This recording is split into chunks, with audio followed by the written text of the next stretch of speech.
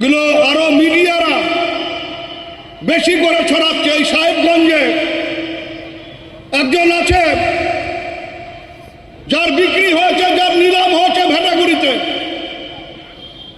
সে নিজের মাথা বিক্রি করে দিয়েছে ভেটাগুড়িতে।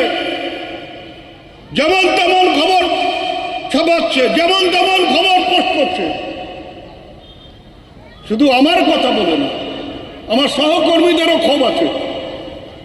আমার সহকর্মীরাও নানা সময় ক্ষোভ প্রকাশ করে, আমি তাদের ঠান্ডা করে রেখেছি। কিন্তু আপনার হাতে ক্যামেরা আছে বলে, আপনার লেখার ক্ষমতা আছে বলে আপনি যা খুশি করে যাবেন, আপনি যা খুশি বলে যাবেন।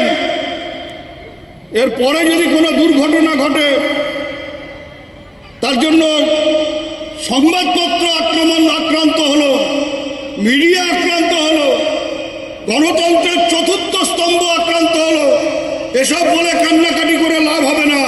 আগে নিজেকে সামলান, আগে নিজেকে সামলান।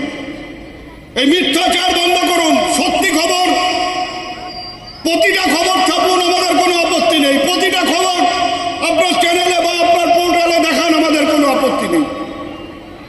কিন্তু তৈরি খবর, মিথ্যা খবর, ঘরে বসে খবর, এগুলো করা বন্ধ করুন। আপনারই ভালো হবে, জনগণেরও ভালো হবে।